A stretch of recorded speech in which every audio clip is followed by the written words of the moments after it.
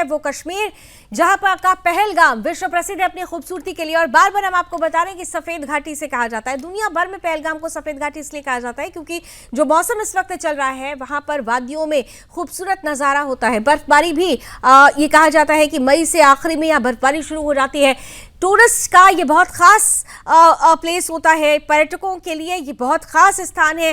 फिल्मों में, एल्बम्स में, म्यूजिक रील्स में आप अक्सर पहलगाम की तस्वीरें देखते हैं। उसी पहलगाम में निशाना बनाया गया पर्यटकों को, और पर्यटक ही नहीं बल्कि हिंदू पर्यटकों को, क्योंकि यहां पर नाम पूछकर गोलियों से भून दिया गया है। कश्मीर में यह हिंदू टारगेट किलिंग एक बार फिर से देश को एक बड़ा चैलेंज है और देश इस वक्त आक्रोशित है, उबल रहा है गुस्से से और सीधे तौर पर कह रहा है कि बदला लो इन आतंकियों से जल्द इन्हें 72 हुरों के पास पहुंचाया जाए।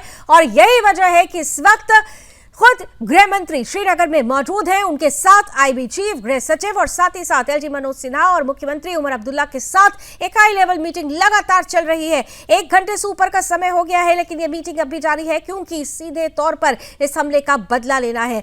खबर दुखद है, खबर के अनुसार 25 पर्यटकों की मौत हो चुकी है। जो गंभीर रूप से घायल है उन्हें एयरलिफ्ट करके श्रीनगर लाया जा चुका है। कुछ की हालत बहुत ज्यादा गंभीर है, यानी ये कहा जा रहा है कि ईश्वर से प्रार्थना की जाए क्योंकि मरने वालों की संख्या बढ़ सकती है। 25 लोगों में 2 विदेशी नागरिक भी बताए जा रहे हैं। कहां से हैं अभी तक इसकी औपचारिक पुष्टि नहीं हुई है, लेकिन ज्यादातर जो हिंदुस्तानी मारे गए हैं वो सभी हिंदू हैं, क्योंकि यहां पर जब हमला हुआ, हमले के समय किस तरह से आतंकियों ने नाम पूछा, धर्म की पहचान की और उसके बाद गोलियों से भून दिया। प्रत्यक्षदर्शी क्या कहते हैं एक बार आपको फिर से सुनाते हैं। क्या बोलते, भेलपुरी खा रही थी, मेरा पति साइड में था, एक इंसान है उसने उसको गोली मार दी। यहाँ पे उसने बोला कि शायद मुस्लिम नहीं है, उसने उसको गोली मार दी। नहीं, आप टेंशन मत लो। अब बेटा आप यहाँ पे रहो, हम साथ में। मैडम ये जो भीड़ साहब है प्रेसिडेंट, आप टेंशन मत लो, मेरे पति का बच्चा लो, हम बचा देगा, कोई बात नहीं। बेहतर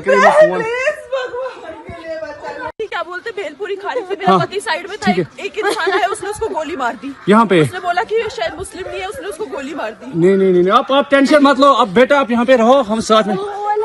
मैडम ये जो भीड़ साहब है प्रेसिडेंट, आप टेंशन मत लो, मेरे पति का बच्चा लो, हम बचा देगा, कोई बात नहीं। बेहतर तो मासूम पर्यटक जो यहाँ पर अपने खूबसूरत पल बिताने के लिए पहुंचे हुए थे, जिन्हें नहीं पता था कि पहलगाम इस बार उनकी आखिरी जर्नी हो सकती है, आखिरी ये सफर हो सकता है। और यहाँ पर आपने देखा कि रोती बिलखती महिला ये कह रही है कि हम तो वहां पर थे, हमसे पूछा और नाम जैसे ही पूछा कहा ये मुसलमान नहीं है, ये हिंदू है, इसे गोली मार दो। यानी साफ तौर पर कश्मीर में टारगेट किलिंग हुई है। अब हम आपको वो बयान सुनाते हैं जहां पर एक परिवार जो बहुत ही खुश था पहलगाम पहुंचकर, जो वहां की खूबसूरत वादियों का नजारा ले रहा था, जो अपनी यादों में उन तस्वीरों को समेटना चाहता था, लेकिन उन्हें नहीं पता था कि उनकी यादों में तो वो काली सच्चाई सामने आएगी, वो दुख आने वाला है जो जीवन भर सालेगा। यहाँ पर पहले उस कपल का जो यहाँ पर शिकारा में घूमते हुए नजर आए, उनकी मन की जो भावनाएं थी, पहले जरा आप सुन लीजिए और उसके बाद की कहानी आगे बताते हैं। कर्नाटक से हम इंडियन ट्रैवल स्टोर्स में बुक करके कश्मीर प्रवास में आए हैं। अब हमारा कश्मीर ट्रिप का दूसरा दिन है। कल हम बोट हाउस में ठहरे थे। बोट हाउस तो बहुत अच्छा था। अब हम शिकारा राइड कर रहे हैं। शिकारा राइड कर रहे हैं कश्मीर में। शिकारा राइड करवा रहे हैं मोहम्मद रफीक जी, और हमारा सब टूर ऑर्गेनाइज किया है काजल Thakur ji, Indian travel store से। बहुत अच्छा लगा, बहुत अच्छा सर्विस, धन्यवाद, थैंक यू काजल मैम। चेहरे पे एक सुकून, चेहरे पर वो खुशी, साथ में रहने की वो खुशी, लेकिन ये साथ कुछ ही देर का था। ये वीडियो आतंकी हमले के ठीक पहले का है। इस कपल में पति की गोली मारकर हत्या कर दी जाती है। पत्नी आतंकियों से कहती है कि मुझे भी मार दो, लेकिन आतंकी कहते हैं कि तुम्हें छोड़ रहे हैं ताकि तुम मोदी को संदेश दे पाओ, ये मैसेज पहुंचा पाओ। यानी सीधे तौर पर ये भारत की संप्रभुता पर आक्रमण है और ऐसे में इन शैतानों को, इन आतंकियों को 72 हुरों के पास तो भेजना ही होगा। यही मांग हर एक हिंदुस्तानी कर रहा है। एक और बयान आपको सुनाते हैं कि किस तरीके से जब आतंकी वारदात को अंजाम दे रहे थे, वहां पर कुछ लोग मौजूद थे, किस तरीके से उन्होंने भागकर अपनी जान बचाई, अपने परिजनों की, अपने बच्चों की जान बचाई। क्या कुछ उस वक्त उन्होंने देखा, उन्हीं की जुबानी सुनिए। हम हैं हमारे बस लोगों ने आवाज़ दी है कि फायरिंग हो रही है और चलते जाइए। बस ऐसे दौड़ा, आगे आगे दौड़ते जा रहे थे हम लोग और पीछे से लोग आ रहे थे, हमको धक्के दे रहे थे, हम लोगों के पैरों में भी आ गए। फिर उन्होंने मुझे उठाए, बच्चे को, ये मेरा बेटा भी है वो पीछे था, उनको निकाले। हम पीछे ध्यान ही नहीं दे रहे थे क्योंकि हमको आगे की सोचना था। अच्छा, कितने टूरिस्ट वहाँ पे थे? 4-5 हज़ार होंगे। 4-5 हज़ार।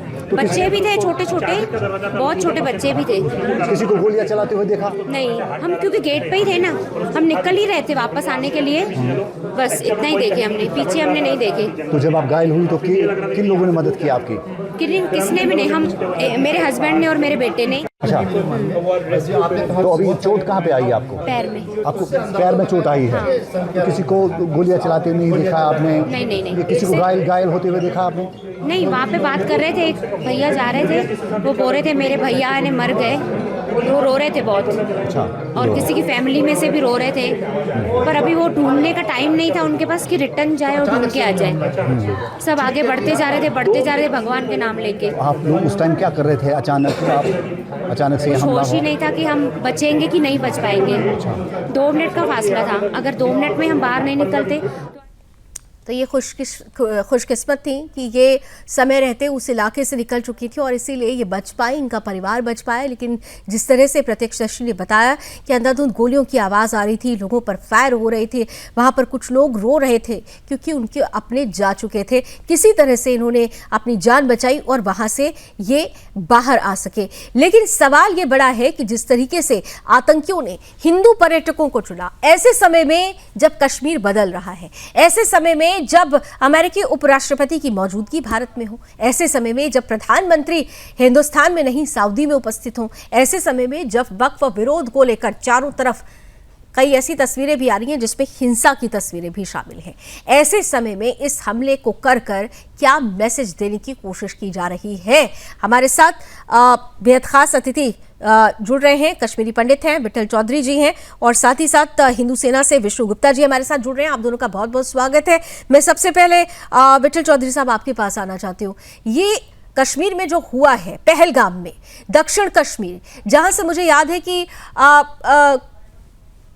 साल 1.5 साल पहले ये खबर आती है कि दक्षिण कश्मीर से पूरी तरह से आतंक का सफाया कर दिया गया।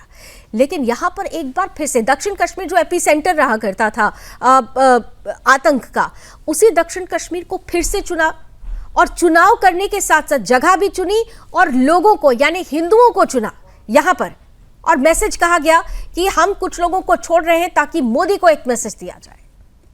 कैसे लेते हैं इसे विठल चौधरी जी? देखिए, कश्मीर में जो ये मैसेकर हुआ है, ये कश्मीर की मॉडर्न हिस्ट्री में सबसे बड़ा मैसेकर है।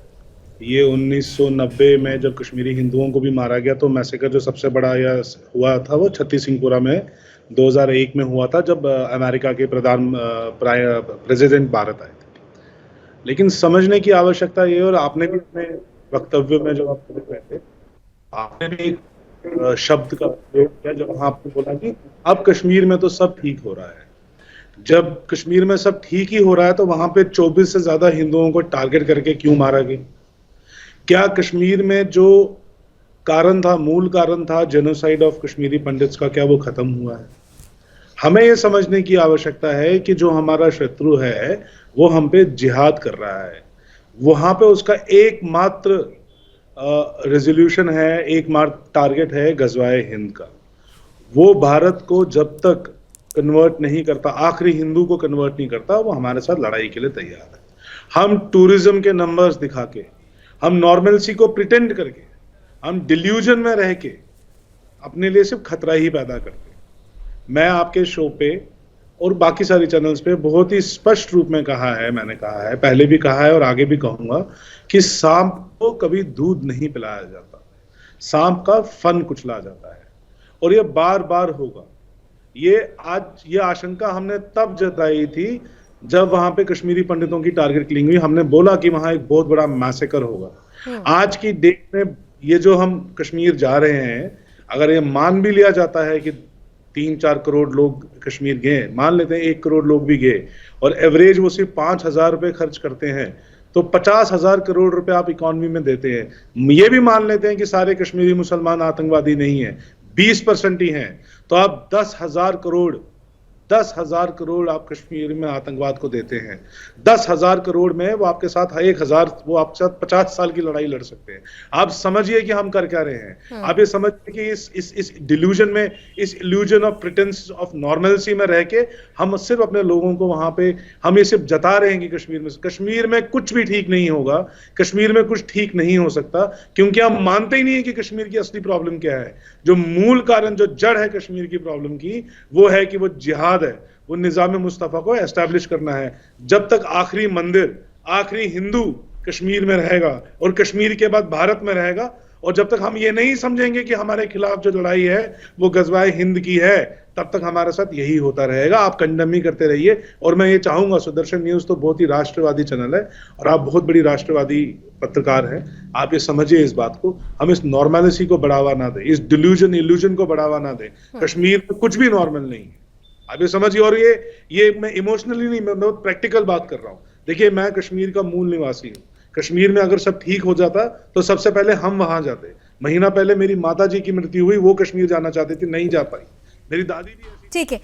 विठल चौधरी जी, मैं आपके पास आती हूँ, लेकिन इस वक्त एक सीधी तस्वीरें आ रही हैं। ये जो बड़ी हाई लेवल मीटिंग चल रही है, आप देख सकते हैं गृह मंत्री अमित शाह की मौजूदगी है, एलजी मनोज सिन्हा वहाँ मौजूद हैं, वरिष्ठ अधिकारियों के साथ ये बैठक चल रही है जिसमें गृह सचिव, आईबी चीफ भी मौजूद हैं, तमाम सेना के सीनियर ऑफिसर्स भी यहाँ पर है, police officer, Jammu Kashmir police के भी सीनियर ऑफिसर्स हैं यहाँ पर, और साथ ही साथ किस तरीके से जो हमला हुआ है, उस हमले के बाद अब किस तरीके से इस हमले का बदला लिया जाएगा, इसे लेकर, और खास तौर पर जो लोग वहां हैं, जो हिंदू वहां पर हैं, जो अभी भी वहां पर मौजूद हैं, उनके अंदर सुरक्षा का वो भाव कैसे जगाया जाए, इसे लेकर तमाम मीटिंग तो शुरू हो चुकी है। लेकिन विठल चौधरी साहब जो बात कहने का प्रयास कर रहे हैं कि आस्तीन के सांपों को पहचानना होगा, सबसे बड़ी बात यह है।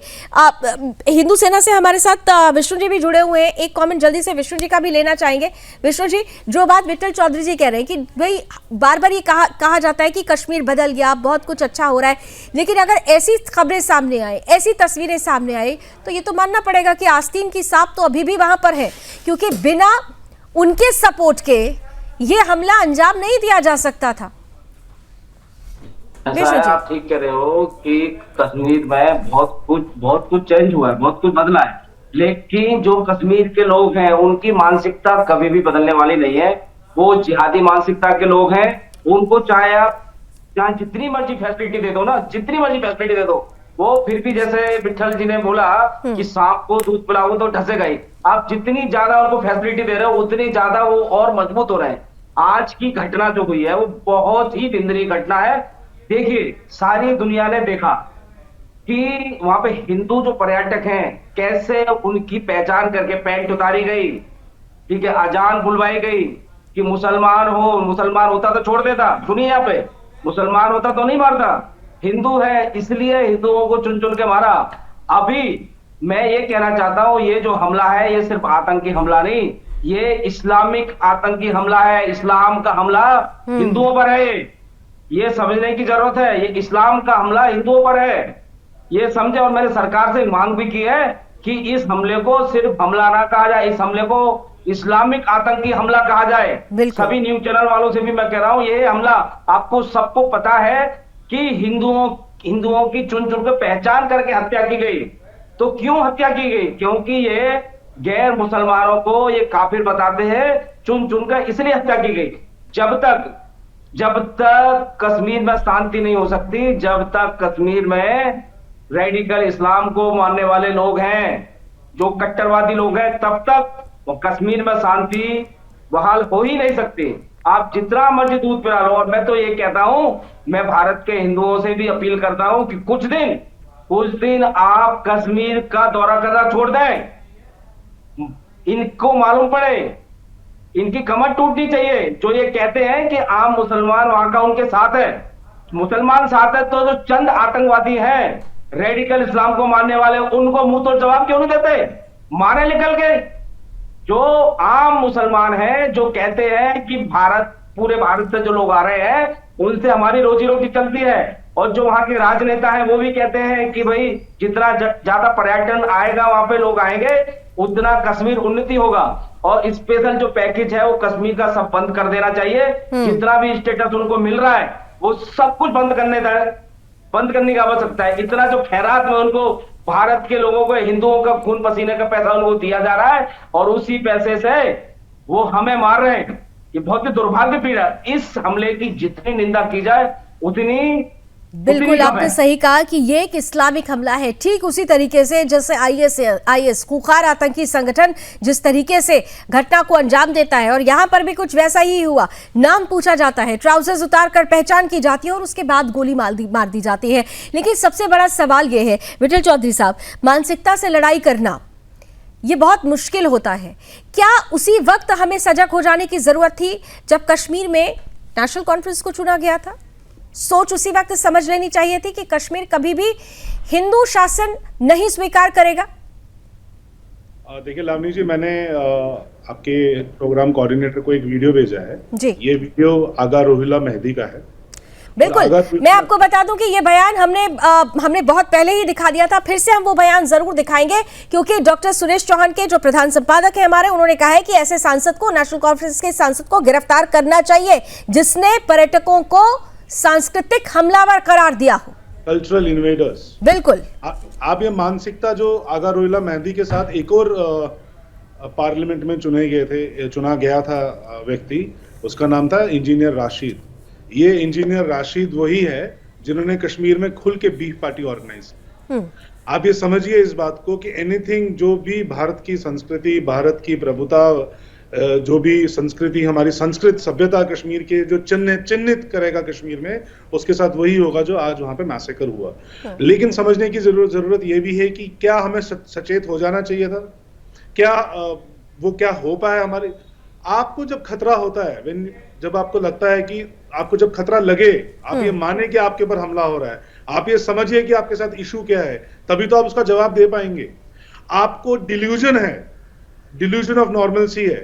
आप प्रिटेंस में है कि कश्मीर में सब ठीक है, आपने सब ठीक कर दिया है। आपको लगता है कि चंद पैसे, टुकड़े पैसे फेंक देने से जिहाद रुक जाएगा, वो रुकेगा नहीं। आप जिहाद को दूध पिलाते हैं। मैंने जैसे बोला, शाम को आप दूध पिलाते हैं। देखिए, और सबसे बड़ी बात है कि आप बदनीयत दोस्त, एक बेवकूफ दोस्त से खतरनाक बदनीयत दोस्त होता है। बिल्कुल। एक जिसकी बदनीयत है, और कश्मीर के दोस्त आपकी बदनीयत है, उनकी नीयत ही खराब है। आप दोस्त मान रहे हैं, तो जिसकी नीयत ही खराब हो और उसके लिए नीति तैयार की जाए, तो निश्चित रूप से फिर हिंदुओं की नियति क्या होगी, ये बहुत बड़ा सवाल आपने खड़ा किया। राहुल कौल साहब भी हमारे साथ जुड़ चुके हैं। राहुल कौल साहब जो कि अध्यक्ष हैं यूथ प्योर पनून कश्मीर के। राहुल जी, आपका भी बहुत बहुत स्वागत है। बहुत दिनों के बाद आपसे मुलाकात हो रही है। अक्सर कश्मीर के मसले पर आपसे मुलाकात होती रहती थी, लेकिन ये नहीं सोचा था कि अब जब मुलाकात होगी तो इस मुद्दे पर होगी। आज एक बार फिर से हिंदुओं को ही टारगेट किया गया। पहले कश्मीरी हिंदू थे, आज जो बाहर से हिंदू जा रहे हैं। बदला कुछ भी नहीं लगता, जैसा कि विठल जी कह रहे हैं। मेरे दोनों भाइयों ने अभी बहुत स्पष्ट रूप से इस बात को सबको सचेत किया, चेताया कि हम पनून कश्मीर के माध्यम से कश्मीरी हिंदू समाज चिल्ला के पिछले 35 वर्षों से कह रहा है कि अगर आप कश्मीरी हिंदू समाज के जातीय विध्वंस को, हमारे जेनोसाइड को रिकॉग्नाइज नहीं करते, मान्यता नहीं देते, तो ये जेनोसाइड की प्रतिक्रिया दोहराई जाए, या ये कश्मीर में दोहराई जाए, या जो अभी आप बंगाल देख रहे हैं वैसी प्रतिक्रिया हो। हमारे लिए आप ये तो बहुत बड़ी दुखद घटना है, क्योंकि कश्मीर के अंदर आज का जो ये नरसंहार हुआ है, ये सबसे बड़ा नरसंहार मैं मानता हूँ। वंदामा, छती सिंह पोरा, नाडीमर्ग को लेके आज सबसे बड़ा हुआ है। लेकिन आप ये देखिए कि इस तरह के नरसंहार के लिए हम चेता रहे थे सरकार को कि अगर आप कश्मीर के अंदर, कश्मीर के मूल निवासी, अगर जो कश्मीर के हिंदू हैं, अगर आप उनकी ही वापस जो पुनर्वसन की जो प्रतिक्रिया है उसके लिए कोई आप पॉलिसी मैटर नहीं बनाते, जिससे जिहाद को आप पीछे धकेल सके। आपने क्या किया 35 सालों से? आपने हिंदू रिक्त कश्मीर को के अंदर जिहाद को सींचा। आपने ये उनको बताया कि कश्मीर अगर हिंदुओं से मुक्त भी रहेगा, लेकिन फिर भी आपको डेवलपमेंट के नाम पे अलग अलग चीजें दी जाएंगी। और ये फायदा किसको हो रहा है? जैसे अभी विठल जी ने भी बताया कि टूरिज्म के नाम से जो पैसा आता है, इसका बहुत सारा हिस्सा जिहाद के कार्यवाही में लगता है, गन्स खरीदने में लगता है, एमुनिशन खरीदने में लगता है, ड्रग्स में लगता है। लेकिन सवाल ये आ रहा है कि इस चीज का संज्ञान सरकार क्यों नहीं ले रही? सरकार के पास तो ये बेसिक इंटेलिजेंस है। हम चिल्ला चिल्ला के कह रहे हैं कि कश्मीर की पॉलिसी के लिए आप कश्मीर के मूल निवासियों के साथ एक किसी तरीके का डायलॉग स्टार्ट करिए, ताकि हम आपको ये चेताएं कि कश्मीर के अंदर जो कश्मीरी हिंदू की वापसी क्यों सुनिश्चित ये करेगी जिहाद को पीछे धकेलने के लिए। आज जो पहलगाम के अंदर हुआ और जिस तरह से लोगों को चुन चुन के धर्म के नाम पे मारा गया, हम तो ये कहते आए हैं 35 साल से कि कश्मीर के अंदर किसी भी तरीके की पॉलिटिकल वॉर नहीं है। मतलब फ्रंट लाइन में आप इसको पॉलिटिकल वॉर ना कहें, ये धर्म के नाम पे वॉर है, ये जिहाद है।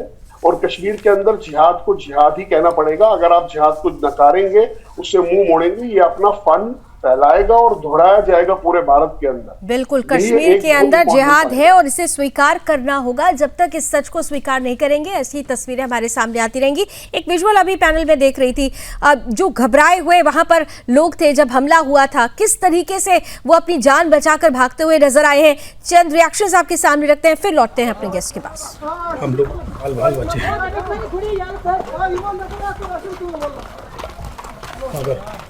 परमात्मा रक्षा करेगा। बुजुर्गों का आशीर्वाद, भगवान की कृपा से जरूर बचेंगे हम।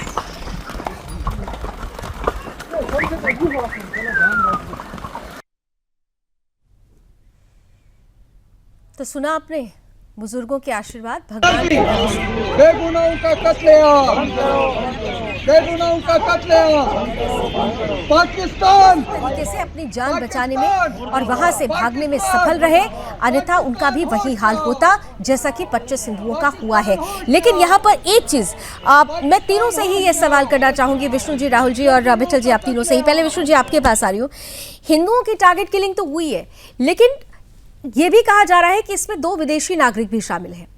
ऐसे समय में जब वाइस प्रेसिडेंट ऑफ अमेरिका यहाँ पर मौजूद हो, ऐसे समय में जब प्रधानमंत्री की मौजूदगी सऊदी में हो, ऐसे समय में जब अभी कुछ ही दिन पहले राहुल गांधी बाहर थे ना, और क्या कुछ उन्होंने भारत के लिए कहा था, तो इसके बाद इस परिस्थिति का सामने आना, विदेशियों को भी निशाना बना लेना, ये कितनी बड़ी चुनौती है, ये कितना बड़ा चैलेंज है? विदेशियों को जो निशाना बनाया जा रहा है, उससे आतंकवाद की और मौजूदगी और जड़ें यहाँ कितनी गहरी हैं, ये दर्शाने के लिए, और माननीय प्रधानमंत्री बाहर हैं, वो दर्शाने के लिए कि आप बाहर हो, ताकि और यहाँ हमला हो रहा है तो और मौजूदगी जाए। पीएम बाहर है और बाहर के नागरिकों को भी निशाना बनाया जा रहा है। और मैं तो यहाँ सिंपली यही कहना चाहता हूँ कि ये जो मैंने अभी एक फुटेज देखी, इसमें ये आप दिखा रहे हो, ये लोग कुछ बोल रहे हैं कि ये बोल रहे हैं पाकिस्तान मुर्दाबाद। ये भाई सिर्फ ये पाकिस्तान है, वो सरहद पार नहीं है। पाकिस्तान जम्मू के अंदर है, पाकिस्तान कश्मीर के अंदर है, पाकिस्तान जगह जगह पूरे भारत में पाकिस्तान है। राष्ट्रीय राजधानी दिल्ली में ही कई पाकिस्तान क्या कहना चाहते हो? बिल्कुल आपने सही कहा, राष्ट्रीय राजधानी दिल्ली में भी हम देख रहे हैं जी। पाकिस्तान बन चुके हैं आज। सुनिए, पाकिस्तान की मौजूदगी है या नहीं है? जब देखिए दिल्ली में बटला हाउस जैसी चीजें हो रही हैं, और घाटी में जो मुसलमान है, वो कौन से मुसलमान है जो लोग मार रहे हैं? वो रेडिकल इस्लामिक आतंकवाद को मानने वाले मुसलमान है। वो लोग हो सकता है पाकिस्तान भाग जाते हो, लेकिन वहीं के भी लोग हैं ना लोकल। यदि लोकल लोगों को लगता है कि ये गलत कर रहे हैं लोग, इसकी निंदा की जानी चाहिए, तो ये जो चंद आतंकवादी हैं, तो फिर उनको कैसे पनाह मिल जाती है, बड़ा सवाल है। सागर कुमार हमारे साथ, मेरे सहयोगी इस वक्त फोन लाइन पर है, जरा जल्दी से उनसे एक ताजा अपडेट ले लेती हूँ। सागर, जिस तरीके से हमले को अंजाम दिया गया, सीधे सीधे भारत की संप्रभुता पर एक प्रहार किया गया है, अब भारत सरकार की तरफ से बड़े और अहम कदम उठाने की जरूरत है। अभी ताजा अपडेट आपके पास क्या है? देखिए, बिल्कुल लावनी, जिस तरह से ये अभी देश के जो गृह मंत्री हैं अमित शाह, वो जैसे ही पता चला कि पहलगाम के अंदर ये हमला हुआ है, वो स्पेशल एयरक्राफ्ट से SSB के वो श्रीनगर पहुंचे हैं। और वहां पर जिस तरह से ये हमला हुआ है, और पहली बार जो सीआरपीएफ के ऊपर हमला हुआ था जिसके अंदर कई हमारे जवान बलिदान हुए थे, उसके बाद ये टारगेटिंग किलिंग जिस तरह से की गई है, मतलब हिंदुओं की पैंट तक उतारी गई है कि इस व्यक्ति का खतना हुआ है या नहीं हुआ है। उसके बाद आपके जिस तरह से वीडियो भी सामने है, अगर ये वीडियो सामने नहीं होती तो कुछ जो दूसरा गैंग है वो ये कहता है कि आप फर्जी खबरें चला रहे हैं। उनको पूछा गया कि आप मुस्लिम है या हिंदू है तो उनके सर में गोली मारी गई है। तस्वीरें बहुत ही हृदय विदारक तस्वीरें श्रीनगर पहलगाम से आ रही हैं। पहुंच चुके हैं देश के गृह मंत्री, क्या बड़ा एक्शन होगा क्या नहीं होगा, लेकिन सीआरपीएफ के बाद ये एक बहुत बड़ा हमला किया गया है और ये मैसेज देने की बात की गई है। आप 2 चीजों पे गौर कीजिए। मैं अभी 10 दिन पहले ही कश्मीर के अंदर था जहां ये पहलगाम के अंदर हमला हुआ है। मैं यहाँ पर भी था और इससे पहले कश्मीर श्रीनगर के अंदर सब जगह यहाँ पर गए थे। वहां के लोगों से हम बात करते थे कि मोदी सरकार आने के बाद क्या बदलाव हुआ है। हाँ। उनका ये कहना होता था कि मोदी सरकार आने के बाद यहाँ पर हमारा जो पर्यटन है, जो हमारा जो सैलानी थे बाहर के आने वाले, उनकी संख्या में इजाफा हुआ है।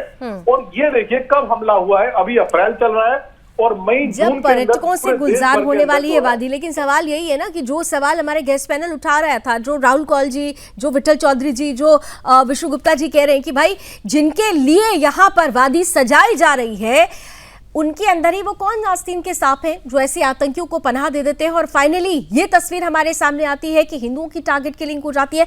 सवाल बड़े हैं। वक्त साईं आरती का हो रहा है। इस छोटा सा हम यहाँ पर ब्रेक लेंगे क्योंकि साईं महाराज से हमें प्रार्थना जरूर करनी चाहिए कि जो नहीं रहे हैं उनकी आत्मा को शांति मिले और जो है कम से कम उन्हें सद्बुद्धि मिले कि ये साथी नहीं हो सकते हैं। जो इस्लामिक जिहाद को आगे लेकर चले वो साथी नहीं हो सकता है। ये स्यूडो सेक्युलरिज्म की परिभाषा जो बार बार हमें घोल कर पिलाई जाती है, उसको उसका सच अब सामने आने की जरूरत है। एक बड़े प्रहार और खास तौर से वैचारिक जो सोच है उसे बदलने की जरूरत है। जैसा कि हमारा गेस्ट पैनल कह भी रहा था, हम इस खबर पर बने रहेंगे, लेकिन अभी वक्त है साईं आरती का।